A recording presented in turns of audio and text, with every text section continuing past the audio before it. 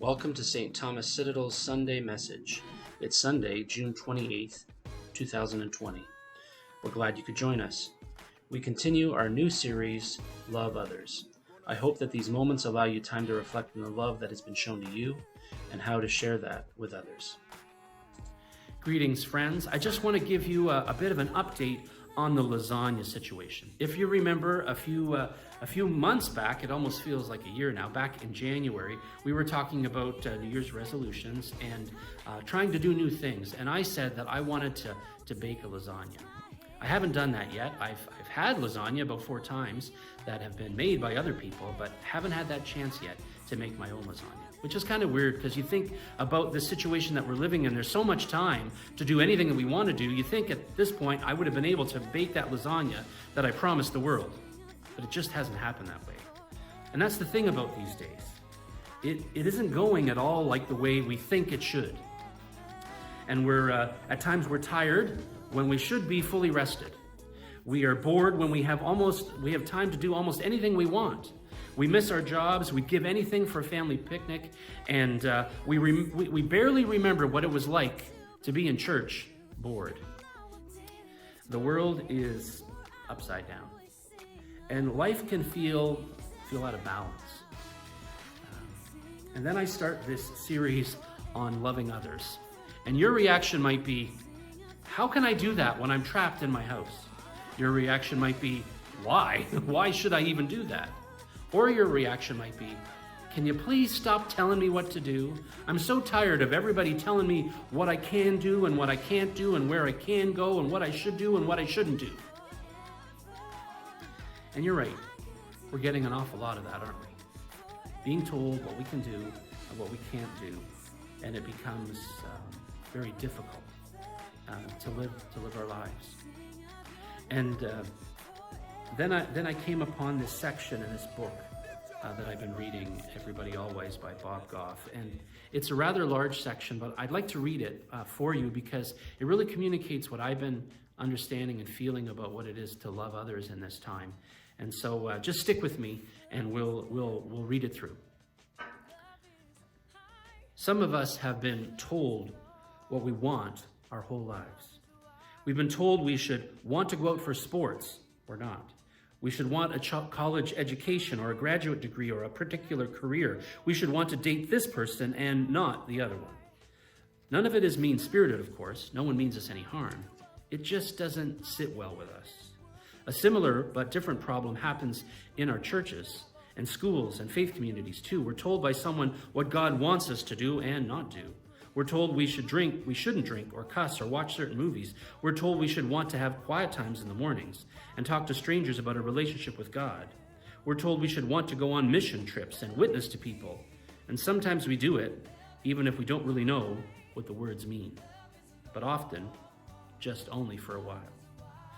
After long enough, what looks like faith isn't really faith anymore, it's compliance. The problem with mere compliance is it turns us into actors. Rather than making decisions ourselves, we read the lines off the script someone we were told to respect handed to us, and we sacrificed our ability to decide for ourselves. The fix for all of this is as easy as the problem is hard. Instead of telling people what they want, we need to tell them who they are. And this works every time. We'll become in our lives whoever the people we love the most say we are. God did this constantly in the Bible. He told Moses he was a leader, and Moses became one. He told Noah he was a sailor, and he became one. He told Sarah she was a mother, and she became one. He told Peter he was a rock, and he led the church. He told Jonah he'd be fish food, and, well, he was. If we want to love people the way God loved people, let God's Spirit do the talking when it comes to telling people what they want. All the directions we're giving to each other aren't getting people to the feet of Jesus. More often, the intended result is that they lead these people back to us. Here's the problem. When we make ourselves the hall monitor of everybody's behavior, we risk having approval become more important than Jesus' love. Another problem with trying to force compliance is it only lasts for a while, usually only until the person gets a different set of directions from someone else. Faith lasts a lifetime and will carry us through the most difficult times without a spoken word. Let's remember our key verse. found in 1 John chapter 3, verses 16 to 18. This is how we know what love is. Jesus Christ laid down his life for us, and we ought to lay down our lives for our brothers. If anyone has material possessions and sees his brother in need, but has no pity on him, how can the love of God be in him? Dear children, let us not love with words or tongue, but with actions and in truth. If what Bob Goff is saying in his book is true, then perhaps we need to see this verse in a bit of a different light. Maybe we need to see it through the eyes of how Jesus sees us. And maybe that's a good question to ask ourselves in these days. How does Jesus see us? And in the light of that, how do we live out this truth of loving everybody always?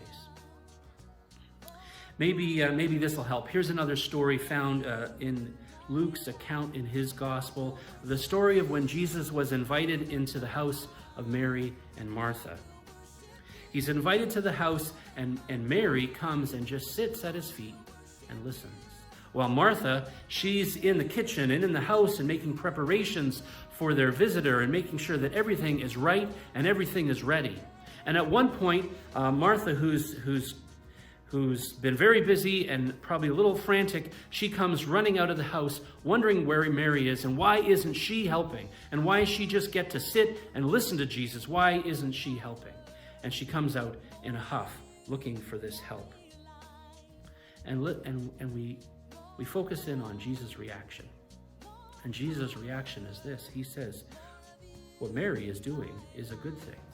In fact, what the text tells us that Jesus says is that he says, Mary has chosen what is better.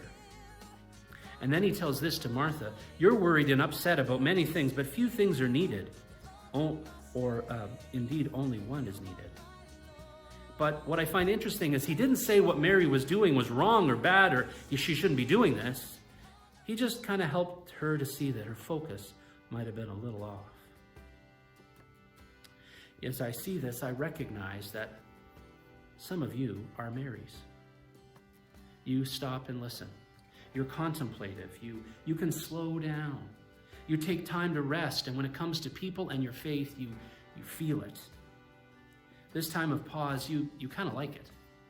And as you take these moments to spend time with Jesus, to read his letter to you, to worship, to listen, and to pray, keep doing the things his love compels you to do.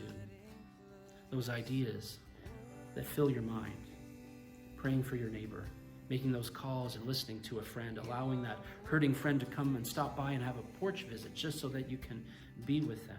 Maybe driving to the park and visiting in the parking lot and sharing a good laugh. Just being with people, being attuned to their situation, affirming their feelings, offering them comfort, and giving them encouragement. You are Marys. And during this time, you continue to feel for others, and you want to be there for them. And you are doing so much good. And you, in your way, are loving everybody, always. Now, some of you are Marthas. You love to be doing things.